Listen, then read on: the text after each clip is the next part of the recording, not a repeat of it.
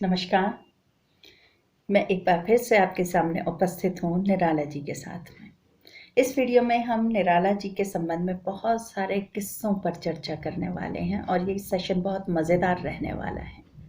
निराला जी इतने महान व्यक्तित्व थे, युगांतकारी कवि थे, उनके जीवन के संबंध में किस्से तो चलने ही थे। चलें देखें जरा क्या कहते हैं लोग उनके बारे में। साहित्यकारों में वे स्वाभिमान की शिक्षा दिया करते थे। निराला जी स्वाभिमान की शिक्षा दिया करते थे। वे बंगाल में रहते थे और ये हम सब जानते हैं कि वो स्वामी विवेकानंद और रविन्द्रनाथ टैगोर जी से बहुत प्रभावित थे। कहा जाता है एक बार हिंदी साहित्य सम्मेलन के इंदौर अधिवेशन में अध्यक्षता कर रहे महात्मा गांधी ने कह दिया था, हिंदी में कौन है जो रविन्द्रनाथ से टक्कर ले। इसके बाद जब गांधी जी लखनऊ गए तो निराला जी बोले,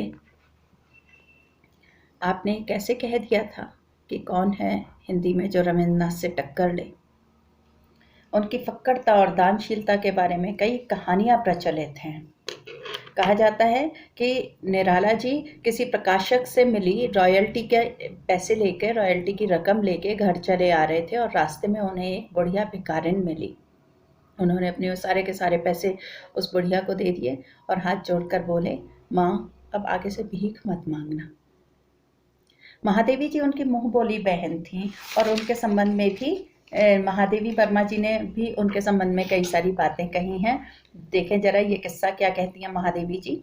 उस दिन मैं बिना सोचे निराला जी से पूछ बैठी थी, आपको किसी ने राखी नहीं बांधी। इस पर निराला जी ने कहा, कौन बहन हम जैसे भुक्कड़ को भाई बनाएगी। लेकिन महादेवी जी से राखी बंधवाने वो हर साल चले आते थे रक्षाबंधन के दिन। एक बार रक्षाबंधन के दिन वो चले आ रहे थे और बड़ी शान से वो रिक्शा पे आते थे, तो रिक्शा पे ही बैठ के वो चले आ रहे थे महादेवी जी से राखी बंधवाने के लिए। आते ही बोले, बहन 2 रुपये उधार दो। महादेवी जी ने 2 रुपये दे तो दिए, साथ में पूछा कि ये किस लिए। तो वो हंसते हुए बोले, 1 रुपया रिक्शा वाला के लिए और 1 रुपया राखी बंधाई का। इस तरह के जो किस्से हैं कई सारे प्रचलित हैं। महादेवी जी ने एक और कहानी बताई है उनके ही संबंध में। कहती हैं, संयोग से उन्हें कहीं से 300 रुपये मिल गए थे और वो पैसे लाके उन्होंने मेरे पास जमा करवा दिए और कहा इससे खर्च का बजट बनाओ। आदेश दिया उन्होंने कि मेरे खर्च का बजट बनाओ। तो नमक से लेके नापित तक और चप्पल से लेके मकान किराए तक जो जो अनुमान पत्र मैंने बनाया वो निराला जी को बड़ा पसंद आया। बजट लिस्ट बना के दे दी महादेवी जी ने और मुझे अर्थशास्त्र के ज्ञान पर गर्व हुआ अपने। पर दूसरे ही दिन से मेरे गर्व की व्यर्थता सिद्ध होने लगी और तीसरे दिन तक उनका जमा किया हुआ रुपया दूसरों की मदद में समाप्त हो गया और 1 हफ्ते के अंदर अंदर मुझे ये ज्ञान मिल गया कि अगर इस अवढरदानी को वक्त रहते नहीं रोका गया तो ये मुझे अपनी स्थिति में पहुंचा के दम लेंगे। महादेवी जी की ये अनुभूति निराला जी के मानवीय पक्ष पर यथेष्ट प्रकाश डालती हैं। कई बार अपने सारे वस्त्र उन्होंने गरीबों को दे दिए और स्वयं एक लंगोट में घर चले आए। कुछ लोग उन्हें विक्षिप्त की भी संज्ञा देने लगे थे। इतने महान त्यागी पुरुष का ऐसा आकलन सोच की संकीर्णता ही प्रमाणित करता है। निराला सामान्य व्यक्तित्व नहीं थे, वो तो महाप्राण थे, महामानव थे। निराला जी के बारे में यह बात प्रसिद्ध हो चुकी थी कि जब उत्तर प्रदेश सरकार ने निराला जी की एक पुस्तक पर 2100 रुपये का पुरस्कार दिया तो अपनी आवश्यकता को दरकिनार कर उन्होंने वो सारी की सारी राशि अपने एक मित्र की विधवा के बैंक खाते में जमा करवा दी थी। निराला का कवि हृदय दीन दुखियों को देखकर पिघल उठता था और कभी कभी जाड़े की रात में ठिठुरते व्यक्ति को फुटपाथ पर जाकर अपनी रजाई या कंबल दे आते थे और खुद ठिठुरते रहते थे। अभावग्रस्तता अब उनकी सहचरी बन गई थी। ये नियति उन्होंने खुद चुनी थी अपने लिए शायद। कुछ लोग एक किस्सा सुनाते हैं कि एक बार पंडित श्रीराम शर्मा के साथ लखनऊ के रास्ते पर ही एक सांड से उनकी भिड़ंत हो गई। निराला बलिष्ठ तो थे ही, भिड़ भी गए। और सांड को वहां से मैदान छोड़ के भागना पड़ा। इस पे शर्मा जी तत्काल बोल उठे, कौन कहता है आप रहस्यवादी हैं या छायावादी हैं? आप तो कायावादी हैं। ऐसा ही एक और वाकया कहा जाता है, जब वे लखनऊ के केसर बाग स्टूडियो में फोटो खिंचवाने गए, वहां दंड बैठक करने लगे और फोटोग्राफर हैरान हो गया। बहुत मान मनोबल के बाद उन्होंने कहीं जाके अपने फोटो खिंचवाए। फिर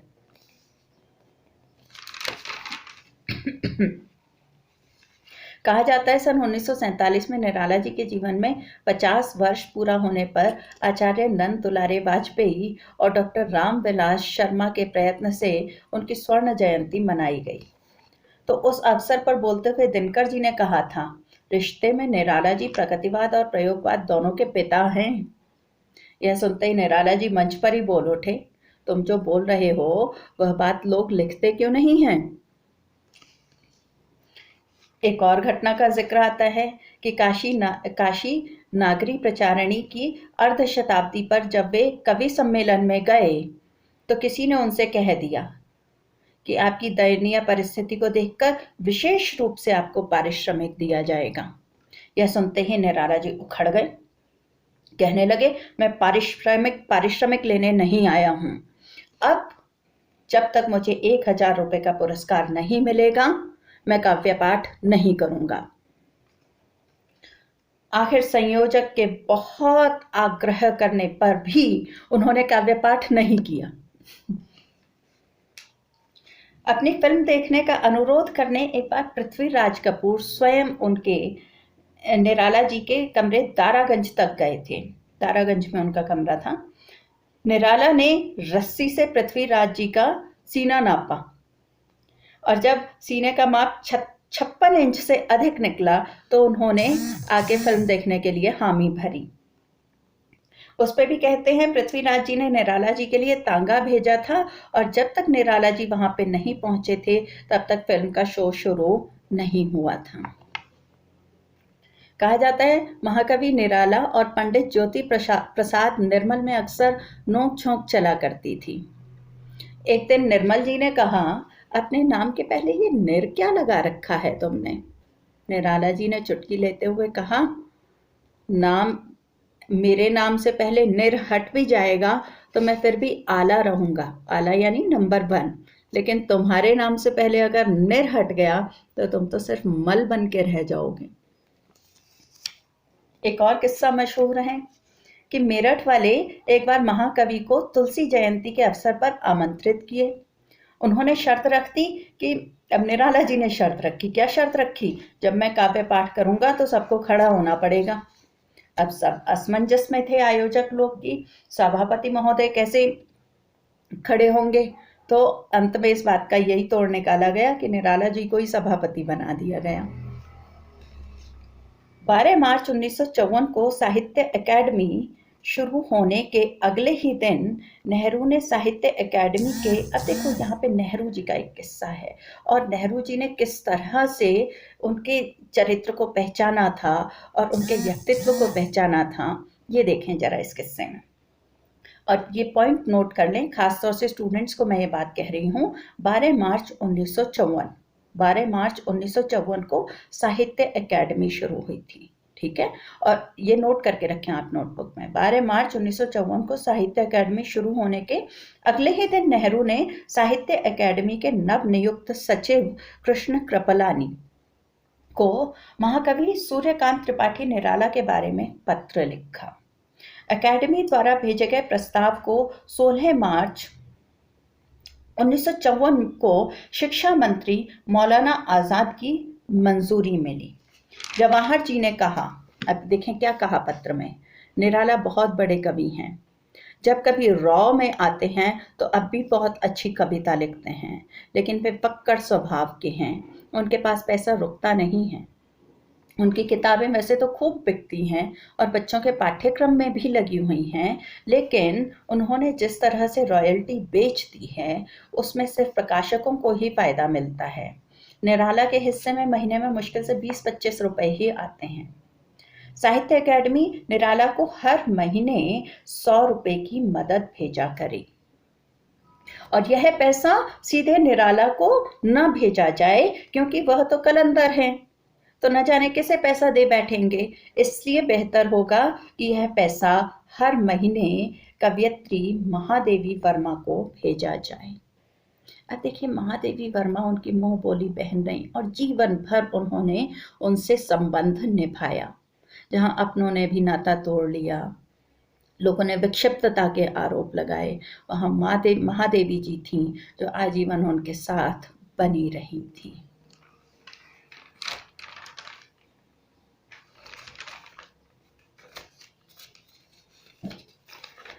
निराला का निरालापन बढ़ता जा रहा था।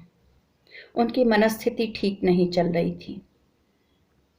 जीवन के अंतिम दिनों में वे कभी भिखारियों के बीच बैठे हुए तो कभी सड़क पर फटे हाल कपड़ों में दिख जाते थे और लोग उन्हें पहचान कर कहते थे, अरे ये तो निराला है। रोग शैया पर पड़े तो चिकित्सा की भी सही व्यवस्था नहीं हो पाई। आजाद भारत में उनकी यह दुर्गति हो रही थी। हिंदी साहित्य का यह सूर्य 15 अगस्त 1967 को सदा के लिए अस्त हो गया। अब बड़े बड़े लोगों के शोक संदेश प्रचारित और प्रसारित होने लगे। बड़े बड़े लोगों ने आंसू बहाए। प्रयाग, आज की डेट में प्रयाग बोल देते हैं, इलाहाबाद वही है।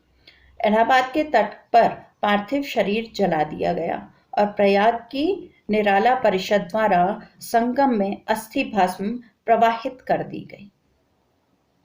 उनकी राख भी परिषद द्वारा देश के कोने कोने में पहुंचा दी गई। बिखेरने के लिए अस्थि भस्म देश व्यापी विसर्जन से शायद अस्थि भस्म के देशव्यापी विसर्जन से शायद उनकी अंतिम इच्छा पूरी हो गई। मैंने पिछले वीडियो में बताया था कि उन्होंने अपने दोस्त को बताया था कि वो चाहते हैं कि उनकी राख जो है देश के कोने कोने में बिखेर दी जाए। इसलिए नहीं कि लोग उससे तिलक करें, वरन इसलिए कि उसे वो अपने पैरों से रौंदें और मगर हिंदी को गलत ना समझें।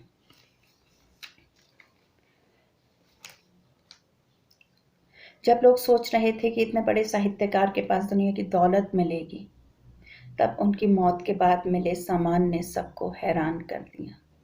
उनके कमरे में रखे लकड़ी के बक्से में से संपत्ति के नाम पर राम नामी और गीता मिली।